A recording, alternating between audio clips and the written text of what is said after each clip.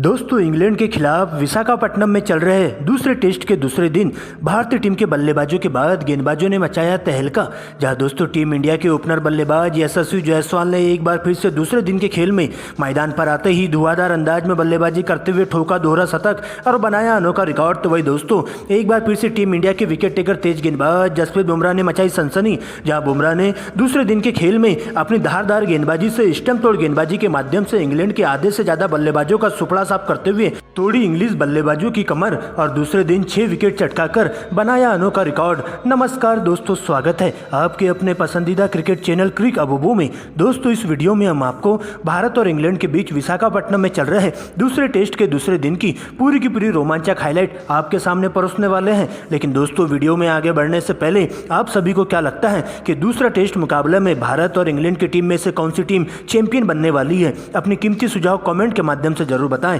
Video पसंद आए तो इसे लाइक करिए और चैनल को सब्सक्राइब करना बिल्कुल भी ना भूलिएगा। दोस्तों जैसा कि आप सभी जानते हैं कि दूसरा टेस्ट मुकाबला विशाखापट्टनम में खेला जा रहा है इंग्लैंड के खिलाफ। जहां दोस्तों पहले दिन के खेल में टीम इंडिया ने पहले बल्लेबाजी करते हुए यशस्वी जायसवाल की धुआंधार शतकीय पारी की बदौलत टीम इंडिया को एक मजबूत स्थिति में लाकर खड़ा कर दिया था। जहां पर दोस्तों टीम इंडिया के टॉप ऑर्डर बल्लेबाजों के जल्दी आउट होने के बावजूद भी यशस्वी जायसवाल मैदान पर डटे अड़े हुए थे और एक बार फिर से अश्विन के साथ मिलकर आगे का मोर्चा संभालते हुए दूसरे दिन के खेल में टीम इंडिया को एक ठोस शुरुआत देने का काम किया था। जहां पर दोस्तों यशस्वी जायसवाल और अश्विन ने पहले तो शुरुआत में कछुए की चाल के साथ सिंगल डबल के साथ ही टीम इंडिया के स्कोर को आगे बढ़ाने का काम किया था और एक बार फिर से इंग्लैंड के तेज गेंदबाजों के साथ साथ स्पिन गेंदबाजों पर टूट पड़कर दोनों ही बल्लेबाजों ने अपने ही अंदाज में बल्लेबाजी करते हुए टीम इंडिया के लिए ज़्यादा से ज़्यादा रन जोड़ने का काम किया था। लेकिन दोस्तों जहाँ पर अश्विन ने दूसरे दिन के खेल की शुरुआत से ही एक बार फिर से अटैकिंग क्रिकेट खेलना चालू कर दिया था। जहाँ पर अश्विन ने बैक टू बैक 2 करारे चौके जड़ दिए थे एंडरसन को। तो वही दोस्तों यशस्वी जायसवाल ने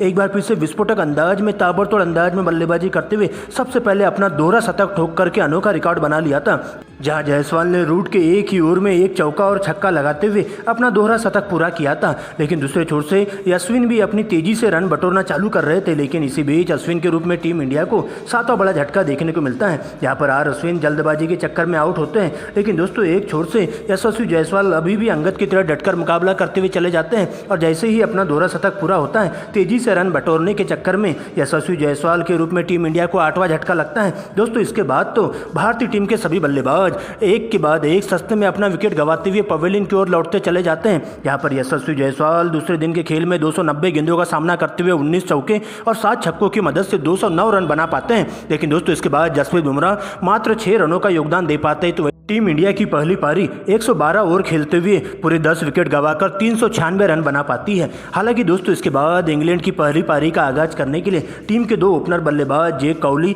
और बेन डकेट की एंट्री होती है, जिनके कंधों पर टीम को एक ठोस शुरुआत देने की जिम्मेदारी सौंपी जाती है। वही दोस्तों भारतीय टीम के लिए पहले ओवर की गेंदबाजी करने के लिए तेज गेंदबाज जसप्रीत बुमराह आते हैं। जहां बुमराह के द्वारा एक सटीक लाइन लेंथ के तहत गेंदबाजी की जाती है और बिल्कुल भी बल्लेबाजों को हाथ खोलने का मौका नहीं देते हैं। लेकिन दोस्तों सिंगल डबल के साथ दोनों ही बल्लेबाज अपने ही अंदाज में बल्लेबाजी करते हुए कमजोर गेंदों पर करारा प्रहार करते हुए उन्हें दर्शक दीर्घा के बाहर पहुंचाने का काम करते हैं और अपनी टीम के लिए एक जबरदस्त शुरुआत देने का काम करते हैं। जहां पर जेक कौली और बेन डकेट अपने ही अंदाज में बल्लेबाजी करते हुए चले जाते हैं। लेकिन दोस्तों इसी बीच इस साझेदारी के ताबूत में कील ठोकने के लिए टीम इंडिया के स्पिन गेंदबाज कुलदीप यादव के हाथों में गेंदबाजी थमा दी जाती है। जहां पर दोस्तों ओपनर बल्लेबाज बेन डकेट को 17 गेंदों में 21 रनों के निजी स्कोर पर पाटीदार के हाथों कैच आउट करवा देते हैं और इस तरह से इंग्लैंड की टीम को 11वें ओवर की दूसरी गेंद पर 59 के स्कोर पर पहला बड़ा झटका देखने को मिलता है। हालांकि दोस्तों एक छोर से जेक कौली अभी भी 20-20 वाली बल्लेबाजी करना चालू रखते हैं। जहां पर दोस्तों उनका साथ देने के लिए नए बल्लेबाज के तौर पर जो रूट की एंट्री होती है।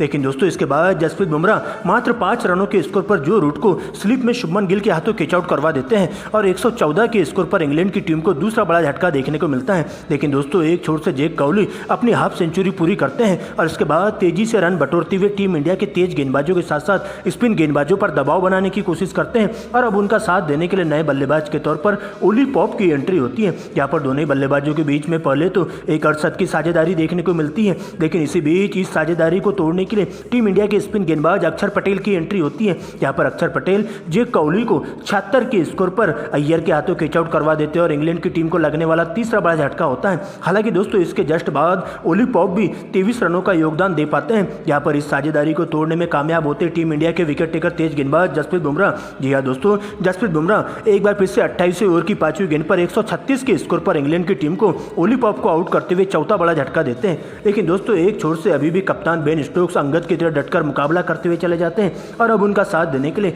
जॉनी बेस्टो की एंट्री होती है। यहाँ पर दोनों ही बल्लेबाज सिंगल डबल के साथ अपनी टीम के स्कोर को आगे बढ़ाने का काम करते हैं और सबसे पहले टी ब्रेक की समाप्ति तक टीम के स्कोर को 150 रनों के नजदीक पहुंचाने की पूरी कोशिश करते हैं, जहां पर दोनों ही बल्लेबाजों के द्वारा काफी संभल कर बल्लेबाजी की जाती है और लगातार स्ट्राइक रोटेट करते हुए अपनी टीम के लिए बहुमूल्य रन जोड़ने का काम करते हैं। जहाँ पर दोस्तों दोनों ही बल्लेबाजों के द्वारा भारतीय टीम के तेज गेंदबाजों के साथ साथ स्पिन गेंदबाजों पर पूरी तरह से धावा बोला जाता है और इनके परखच्चे उड़ाना शुरू कर देते हैं। लेकिन इस बीच एक बार फिर से इस साझेदारी के ताबूत में कील ठोकने के लिए टीम इंडिया के विकेट टेकर तेज गेंदबाज जसप्रीत बुमराह की एंट्री होती है। यहाँ पर जसप्रीत बुमराह 36वें ओवर की चौथी गेंद पर इंग्लैंड की टीम को 159 के स्कोर पर 5वां बड़ा झटका जॉनी बेस्टो के रूप में देते हैं। यहाँ पर दोस्तों उनके द्वारा फेंकी गई आउटस्विंग गेंद पर गेंद बल्ले का बाहरी किनारा लेते हुए स्लिप में खड़े शुभमन गिल के हाथों चली जाती है और बेहतरीन कैच के माध्यम से उन्हें पवेलियन का रास्ता दिखाया जाता है। लेकिन दोस्तों एक छोर से बेन स्टोक्स अभी भी डटकर मुकाबला करते हुए चले जाते हैं और इसके बाद उनका साथ देने के लिए इंग्लैंड के विकेटकीपर बल्लेबाज फोक्स की एंट्री होती है।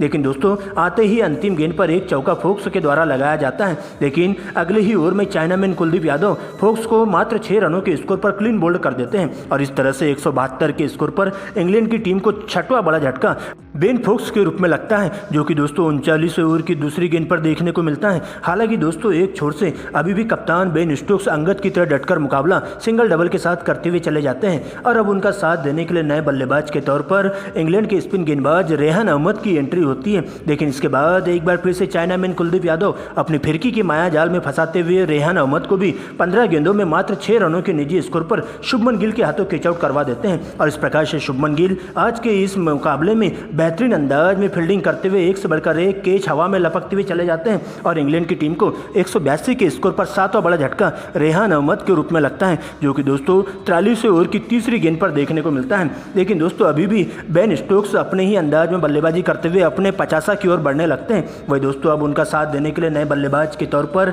एक बार फिर से टॉम हार्टली की एंट्री होती है, जहाँ पर टॉम हार्टली आते ही अपने ही अंदाज में बल्लेबाजी करते हुए तेजी से हाथ बटोरना शुरू करते हैं और टीम इंडिया के तेज गेंदबाजों के साथ साथ स्पिन गेंदबाजों पर पूरी तरह से हावी होना शुरू हो जाते हैं। जहाँ पर टॉम हार्टली आते ही 2 करारे चौके और एक गगनचुंबी छक्का लगा देते हैं, जबकि बेन स्टोक्स भी तूफानी पारी खेलते हुए लीड को कम करने की पूरी कोशिश करते हैं। लेकिन दोस्तों इसी बीच एक बार फिर से जसप्रीत बुमराह 229 के स्कोर पर इंग्लैंड की टीम को 8वां बड़ा झटका दे देते हैं, जहाँ पर दोस्तों 50वें ओवर की दूसरी गेंद पर एकदम यार्कर लाइन की गेंद पर बेन स्टोक्स को इस तरह से क्लीन बोल्ड किया जाता है कि बेन स्टोक्स जसप्रीत बुमराह की एकदम जड़ में की हुई गेंदबाजी को बिल्कुल भी समझ नहीं पाते हैं और चारों खाने चीत होते हुए क्लीन बोल्ड हो जाते हैं और इस प्रकार से बेन स्टोक्स 54 गेंदों में 5 चौके और एक तूफानी छक्के की मदद से 47 रनों का योगदान दे पाते हैं। हालांकि दोस्तों इसके जस्ट बाद ही 21 रनों की पारी खेलते हुए टॉम हार्टली अगले ही ओवर में जसप्रीत बुमराह का ही शिकार बनते हैं, जहां दोस्तों उन्हें भी शुभमन गिल के हाथों कैच आउट करवा दिया जाता है और इस प्रकार से 234 के स्कोर पर इंग्लैंड की टीम को 9वां झटका